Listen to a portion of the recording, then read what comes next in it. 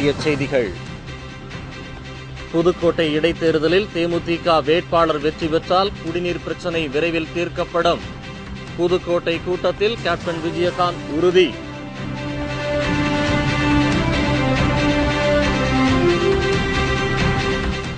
ஊழலில் சிக்கிய காங்கிரஸ் வரும் நாடாளுமன்ற தேர்தலில் தோல்வியை சந்திக்கும். நரேந்திர மோடி கருத்து.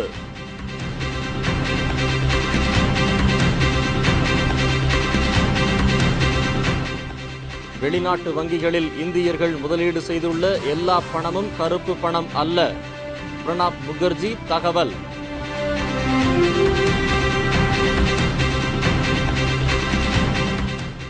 புதுக்கோட்டை இடைத்தேர்தலில் நாளை வாக்குப்பதிவு. தேர்தல் ஆணையம் விரிவான ஏற்பாடு.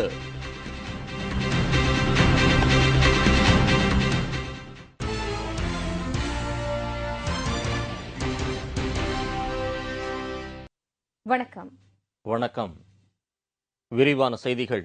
புதுக்கோட்டை இடைத்தேர்தலில் தேமுதிக வேட்பாளர் ஜாகிர் உசேன் வெற்றி பெற்றால் தொகுதி மக்களின் குடிநீர் பிரச்சினை ஒரு வாரத்தில் தீர்க்கப்படும் என்று கேப்டன் விஜயகாந்த் உறுதியளித்தார். இடைத்தேர்தல் நடைபெறவுள்ள புதுக்கோட்டை தொகுதியில் நேற்று மாலையுடன் பிரச்சாரம் நிறைவடைந்தது. வாக்குப்பதிவு நாளை நடைபெறுகிறது. வாக்கு எண்ணிக்கை வரும் 15ஆம் தேதி நடைபெற்று அன்றைய தினமே முடிவு அறிவிக்கப்பட உள்ளது.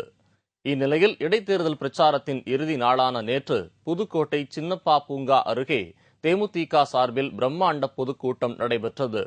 இதில் கலந்து கொண்டு பேசிய தேமுதிக நிறுவனர் கேப்டன் விஜயகாந்த் வேட்பாளர் ஜாகிர் உசேனுக்கு ஆதரவாக வாக்கு சேகரித்தார்.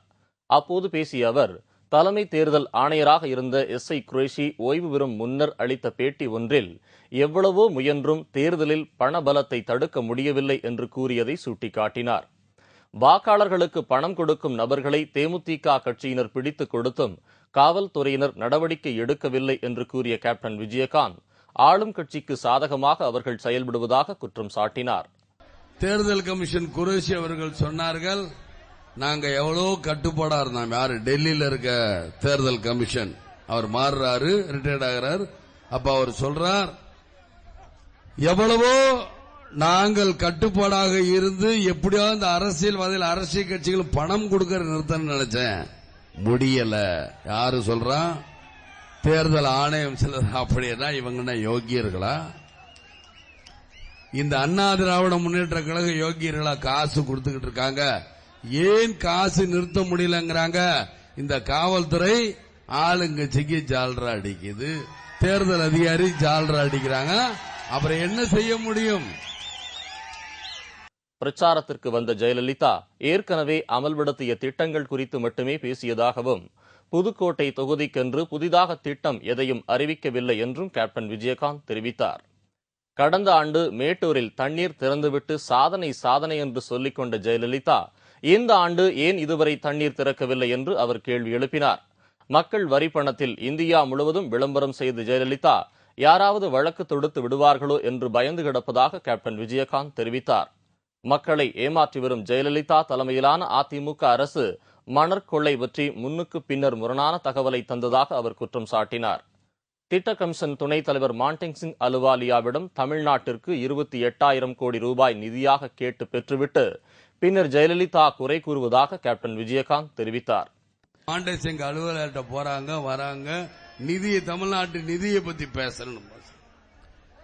தமிழ்நாட்டு நிதியை குறைச்சு கொடுக்கல.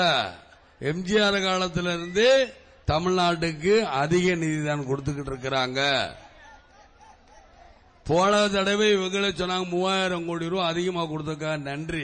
அதுல 300 கோடி ரூபாய் இன்னும் அதிகமாக கொடுத்தாங்க அப்படின்னு. இப்பவும் என்ன சொல்றாங்க? 25,000 கோடி வரிய போட்டிருக்க. வரிய போட்டப்போ மீதி உள்ள 3000 கோடி அதிகபட்சம். பெண்ணாகரம் இடைத்தேர்தலில் போட்டியிட்டு டெபாசிட் இழந்தவர்களுக்கு மற்ற கட்சிகளை பற்றி பேச தகுதியில்லை என்று கேப்டன் விஜயகாந்த் சுட்டிக்காட்டினார். புதுக்கோட்டையை சேர்ந்தவர்கள் பலர் ராணுவத்தில் சேர்ந்து நாட்டை காப்பாற்றும் பணியில் ஈடுபட்டுள்ளது போன்று தொகுதி மக்கள் முரசு சின்னத்திற்கு ஓட்டு போட்டு நல்லது நடக்க உதவ வேண்டும் என்று கேப்டன் விஜயகாந்த் வேண்டுகோள் விடுத்தார். மிலிட்டரி ஒன்னு இருக்கு, இந்திய ராணுவம். அதுல யாரு அதிகமா வேலை பார்க்கறாங்கன்னா புதுக்கோட்டை மக்கள், இளைஞர்கள் தான் அதிகமா இருக்கிறாங்க. அவங்க இந்த நாட்டை காப்பாற்றுறதுக்காக போராடுறாங்க. அதே மாதிரி இந்த தமிழ்நாட்டை காப்பாற்ற போராட வேண்டிய கட்டாயத்தில் புதுக்கோட்டை மக்கள் நீங்க இருக்கீங்க, எப்படி நாட்டை காப்பாத்துறீங்களோ அதே மாதிரி இதையும் காப்பாத்துங்க. நிச்சயமாக மாத்தி ஓட்டு போட்டீங்கன்னா தாய்மார்களே, அன்பு சகோதர இளைஞர் பெருமக்களே, படித்தவர்களே எல்லோரும் மாத்தி ஓட்டு போட்டீங்கன்னா நிச்சயமாக அவங்களுக்கு ஷாக்கு இதெல்லாம் குறைக்கணும்பாங்க. தேமுதிக வேட்பாளர் ஜாகிர் உசேன் வெற்றி பெற்றால் தொகுதி மக்களின் பிரச்சினைகளுக்கு தீர்வு காணப்படும் என்று கேப்டன் விஜயகாந்த் தெரிவித்தார். புதுக்கோட்டை இடைத்தேர்தலில் தேமுதிக வேட்பாளர் ஜாகிர் உசேன் வெற்றி பெறுவது உறுதி என்பதை பொதுக்கூட்டத்திற்கு வெள்ளமென திரண்டு வந்த பொதுமக்கள் மீண்டும் ஒருமுறை நிரூபித்துள்ளனர். நாடாளுமன்ற தேர்தலில் காங்கிரஸ் தோல்வியை சந்திக்கும் என குஜராத் முதலமைச்சர் நரேந்திர மோடி தெரிவித்துள்ளார். ராஜ்கோட்டில் நடைபெற்ற பாரதிய ஜனதா கட்சி செயற்குழு கூட்டத்தில் பேசிய அவர் இதை தெரிவித்துள்ளார். விலைவாசி உயர்வை கட்டுப்படுத்த மன்மோகன் சிங் தலைமையிலான அரசு தவறிவிட்டதாகவும் அவர் குற்றம் சாட்டினார். பணவீக்கத்தை இன்னும் சிறிது நாட்களில் கட்டுப்படுத்தி விடுவோம் என்று தொடர்ந்து பொய் வாக்குறுதி கொடுத்து வருவதை மத்திய அரசு நிறுத்திக் கொள்ள வேண்டும் எனவும் தெரிவித்தார். காங்கிரஸ் அரசின் ஊழல் காரணமாக இந்திய ரூபாய் மதிப்பிழந்து வருவதாக குற்றம் சாட்டிய அவர் இதன் காரணமாக ஐக்கிய முற்போக்கு கூட்டணி கப்பல் விரைவில் மூழ்கும் என்றும் தெரிவித்தார். कांग्रेस बचने वाली नहीं है, बचना संभव नहीं है। वो बचने का सामर्थ्य भी खो दे चुकी है, और जो पार्टी खुद बचने का सामर्थ्य खो चुकी हो वो देश को क्या बचा सकती है।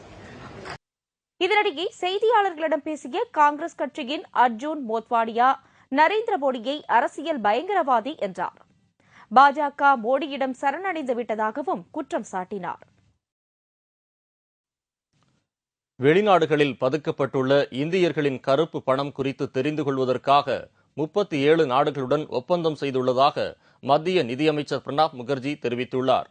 மேற்குவங்க மாநிலம் கர்கிராம் என்ற இடத்தில் நடந்த கூட்டத்தில் கலந்து கொண்டு பேசிய முகர்ஜி, வெளிநாடுகளில் இந்தியர்களால் பதுக்கப்பட்டுள்ளதாக கூறப்படும் பல லட்சக்கணக்கான கோடி ரூபாய் கருப்பு பணம் தொடர்பாக மத்திய அரசு நடவடிக்கை எடுத்து வருவதாக குறிப்பிட்டார். இந்த வங்கிகளில் இந்தியர்கள் கருப்பு பணத்தை பதுக்கி இருப்பது தொடர்பான விவரங்களை அறிந்து கொள்வதற்காக 37 நாடுகளுடன் இந்தியா ஒப்பந்தம் செய்துள்ளது என்றும் அவர் அப்போது குறிப்பிட்டார். இதற்கிடையே வெளிநாட்டு வங்கிகளில் இந்தியர்கள் சேமிப்பில் வைத்திருக்கும் அத்தனை பணமும் கருப்பு பணம் அல்ல என்று குறிப்பிட்ட பிரணாப் முகர்ஜி, தொழிலதிபர்கள், வர்த்தக நிறுவனங்கள் வெளிநாட்டு வங்கிகளில் நிர்வாக வசதிக்காக பணத்தை முதலீடு செய்திருக்கலாம் என்பதால் எல்லா பணமும் கருப்பு பணம் அல்ல என்றும் பிரணாப் முகர்ஜி தெரிவித்துள்ளார். மேலும் வெளிநாட்டு வங்கிகளில் பதுக்கப்பட்டிருக்கும் கருப்பு பணம் குறித்த முழு தகவல்களையும் தெரிந்து கொள்வதற்கு கூடுதல் கால அவகாசம் தேவைப்படுவதாகவும் அப்போது நிதியமைச்சர் தெரிவித்தார். தொடர்ந்து பேசிய அவர், சிரியா மற்றும் லிபியா ஆகிய நாடுகளுக்கு இடையே அண்மை காலமாக நிலவி வரும் பதற்றமான சூழலால் நாட்டின் பெட்ரோலிய பொருட்கள் மற்றும் உணவுகளின் விலை அதிகரித்துள்ளதாலும் பெட்ரோலிய பொருட்களுக்கும் உணவுப் பொருட்களுக்கும் அதிக அளவில் மானியம் வழங்கப்பட வேண்டியிருப்பதால் மாநிலங்களுக்கு கூடுதல் நிதி வழங்க முடியாத நிலையில் மத்திய அரசு இருப்பதாக பிரணாப் முகர்ஜி கூறியுள்ளார். புதுக்கோட்டை தொகுதி இடைத்தேர்தலில் நாளை வாக்குப்பதிவு நடைபெறுகிறது. புதுக்கோட்டை சட்டசபை தொகுதி சட்டமன்ற உறுப்பினராக இருந்த முத்துக்குமரன் கடந்த ஏப்ரல் 1ஆம் தேதி சாலை விபத்தில் உயிரிழந்ததை அடுத்து காலியாக உள்ள தொகுதியில் நாளை இடைத்தேர்தல் வாக்குப்பதிவு நடைபெறுகிறது. தேமுதிக சார்பில் ஜாகிர் உசேன் உட்பட 20 பேர் போட்டியிடுகின்றனர். தேமுதிக வேட்பாளரை ஆதரித்து கட்சித் தலைவர் விஜயகாந்த் தொகுதி முழுவதும் பிரச்சாரம் மேற்கொண்டார். இந்நிலையில் வாக்காளர்களுக்கு வீடு வீடாக பூத் ஸ்லிப் கொடுக்கும் பணி நிறைவடைந்ததை அடுத்து வாக்குப்பதிவு இயந்திரங்களில் வேட்பாளர் பெயர் மற்றும் சின்னங்கள் பொருத்தப்பட்டு பலத்த போலீஸ் பாதுகாப்புடன் வைக்கப்பட்டுள்ளன. இவை இன்று மாலைக்குள் தகுந்த பாதுகாப்புடன் அந்தந்த வாக்குச்சாவடிகளுக்கு அனுப்பி வைக்கப்படும். இதன் பின்னர் நாளை காலை 8 மணிக்கு வாக்குப்பதிவு தொடங்குகிறது. மாலை 5 மணி வரை வாக்குப்பதிவு நடக்கும். வாக்குப்பதிவை ஒட்டி தொகுதி முழுவதும் ஏராளமான போலீசார் குவிக்கப்பட்டுள்ளனர். அவர்களுடன் துணை ராணுவத்தினரும் அதிரடிப்படையினரும் பாதுகாப்பு பணியில் ஈடுபடுத்தப்பட்டுள்ளனர். பதற்றமான வாக்குச்சாவடிகளில் கூடுதல் போலீசார் நிறுத்தப்பட்டுள்ளனர். வாக்குப்பதிவு முழுவதையும் வீடியோவில் பதிவு செய்ய உத்தரவிடப்பட்டுள்ளது. நாட்டின் அமைதியை சீர்குலைக்க முயலும் சக்திகள் அண்ணா ஹசாரேவின் குழுவை பயன்படுத்துவதாகவும் நிதியுதவி செய்து வருவதாகவும் மத்திய அமைச்சர் வயலா ரவி குற்றம் சாட்டியுள்ளார். மத்திய அரசு மற்றும் பிரதமர் மீது அண்ணா ஹசாரே மற்றும் அவரது குழுவைச் சேர்ந்தவர்கள் தொடர்ந்து கடுமையான குற்றச்சாட்டுகளை தெரிவித்து வருகின்றனர். நாள்தோறும் அண்ணா ஹசாரேவின் குழுவினர் கூறிவரும் கடுமையான குற்றச்சாட்டுகளால் கடும் அதிருப்தியில் ஆழ்ந்துள்ள மத்திய அரசு அண்ணா ஹசாரே குழுவைச் சேர்ந்த பலர் மீது பதில் குற்றச்சாட்டுகளை தெரிவித்து வருகிறது. ஊழலுக்கு எதிராக போராட்டத்தில் ஈடுபட்டு வரும் அண்ணா ஹசாரேவின் போராட்டம் உள்நோக்கம் கொண்டது என்று குற்றம் சாட்டியுள்ள மத்திய அமைச்சர் வயலார் ரவி, அண்ணா ஹசாரேவின் குழுவின் இயக்கத்தின் பின்னணியில் அமெரிக்க நிறுவனங்கள் இருப்பதாக குற்றம் சாட்டியுள்ளார். குறிப்பாக சர்வதேச அளவில் மகசேசே விருது பெறும் அளவிற்கு அண்ணா ஹசாரே குழு உறுப்பினர்கள் தகுதி வாய்ந்தவர்களா என்று கேள்வி எழுப்பிய வயலார் ரவி, இந்த விருதுக்கு அமெரிக்க அறக்கட்டளைகள் பல நிதியுதவி செய்து வருவதாகவும், நாட்டின் அமைதியை சீர்குலைக்க விரும்பும் இந்த நிறுவனங்கள் அண்ணா ஹசாரே குழுவிற்கு நிதியுதவி வழங்கி வருவதாக திடுக்கிடும் குற்றச்சாட்டை குறிப்பிட்டுள்ளார். பிரதமர் மன்மோகன் சிங் நேர்மையானவர் என்றும், ஆனால் அவர் மீது புகார் கூறும் அரவிந்த் கெஜ்ரிவால் மற்றும் கிரண்பேடி மீது ஊழல் குற்றச்சாட்டுகள் இருப்பதாகவும் வயலார் ரவி தெரிவித்துள்ளார். மத்திய காங்கிரஸ் அரசும் அண்ணா ஹசாரே குழுவினரும் தொடர்ந்து மாறி மாறி ஒருவர் மீது ஒருவர் குற்றச்சாட்டுகளை தெரிவித்து வருவதால் இந்த விவகாரம் பரபரப்புக்குள்ளாகி வருகிறது. பல லட்சம் கோடி ரூபாய் மதிப்பிலான நிலக்கரி சுரங்க ஊழல் குறித்து பிரதமர் அலுவலகம் அளித்த விளக்கம் திருப்திகரமாக இல்லை என்று மார்க்சிஸ்ட் கம்யூனிஸ்ட் கட்சித் தலைவர் பிருந்தா காரத் தெரிவித்துள்ளார். நிலக்கரி சுரங்கங்களை ஒதுக்கீடு செய்த விவகாரத்தில் கோடிக்கணக்கான ரூபாய் முறைகேடுகள் நடந்துள்ளதாகவும், இந்த முறைகேடிற்கு காரணமான பிரதமர் மன்மோகன் சிங் மற்ற ஊழல்களில் தொடர்புடைய 14 மத்திய அமைச்சர்கள் மீதும் விசாரணை நடத்த வேண்டும் என்றும், அதற்காக சிறப்பு விசாரணை குழு அமைக்க வேண்டும் என்று அண்ணா ஹசாரே குழு வலியுறுத்தி வந்தது. எனினும் இந்த கோரிக்கையை ஏற்க முடியாது என்று அண்ணா ஹசாரே குழுவிற்கு பிரதமர் அலுவலகம் கடிதம் எழுதியது. இந்த விவகாரம் குறித்து டெல்லியில் செய்தியாளர்களை சந்தித்த மார்க்சிஸ்ட் கம்யூனிஸ்ட் கட்சியின் தலைவர் பிருந்தா காரத், நிலக்கரி சுரங்க ஒதுக்கீட்டில் நடந்ததாக கூறப்படும் முறைகேடுகளை சுட்டிக்காட்டியிருப்பது எதிர்க்கட்சிகள் அல்ல என்றும், இந்திய அரசியல் சாசனத்தின்படி உருவாக்கப்பட்ட அமைப்பாக தலைமை தணிக்கை அமைப்புதான் இந்த குற்றச்சாட்டை கூறியிருப்பதாக குறிப்பிட்டார். கடந்த 2004 முதல் 2009 ஆண்டு வரை நிலக்கரி அமைச்சகத்தை பிரதமர் மன்மோகன் சிங் நேரடியாக கவனித்து வந்தபோது நடந்த முறைகேடுகள் அவை என்று மத்திய தணிக்கை குழு சுட்டிக்காட்டப்பட்டுள்ளதால் இதற்கு பிரதமர் விளக்கம் அளிக்க வேண்டும் என்று பிருந்தா காரத் தெரிவித்தார். எனினும் இந்த ஊழல் புகார் தொடர்பாக சிபிஐ விசாரிக்கப்பட்ட போதிலும் முறையான விடை கிடைக்குமா என்பது மிகப்பெரிய கேள்விக்குறி என்றும் பிருந்தா காரத் குறிப்பிட்டார். उनकी फाइनल रिपोर्ट ये है कि 1 लाख करोड़ से अधिक कोल आवंटन में जिस वक्त प्रधानमंत्री जी थे उस समय हुआ है, तो निश्चित रूप पर क्या तथ्य है उसके पीछे, उसकी जरूरत है.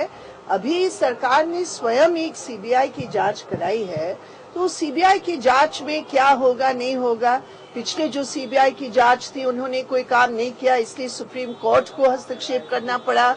तो अभी ये मामला है, ये मामला के और जवाब बाकी है और निश्चित रूप पर पीएमओ की पत्र से ये मुद्दा समाप्त नहीं होता. இதற்கிடையே அதிகரித்து வரும் விலைவாசி மற்றும் வீணாக்கப்பட்டு வரும் உணவுப் பொருட்களை கண்டித்து நாடு தழுவிய போராட்டங்கள் நடத்தப்படும் என்றும் மார்க்சிஸ்ட் கம்யூனிஸ்ட் கட்சி தெரிவித்துள்ளது. ये अजीबोगरीब बात है कि बम्पर क्रॉप ही होगा, अनाज भी आपके पास सड़ रही है आपके गोडाउनों में और लोग जो है भूखे मर रहे हैं और दाम बढ़ते जा रहे हैं. ये सरकार के ऊपर लगातार दबाव है और इस दबाव को हम लोगों ने तय किया कि जुलाई के सेशन जो मानसून सेशन सत्र होगी संसद की, उस समय एक पूरा हफ्ते का केंद्रीय स्तर पर धरना होगा.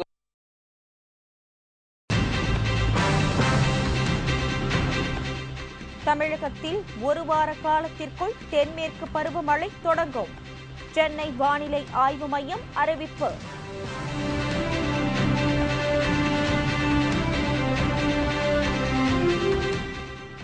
உதகையில் பீட்ரூட் விளைச்சல் அமோகம், விவசாயிகள் மகிழ்ச்சி மற்றும் பல செய்திகள் விளம்பர இடைவேளைக்கு பிறகு.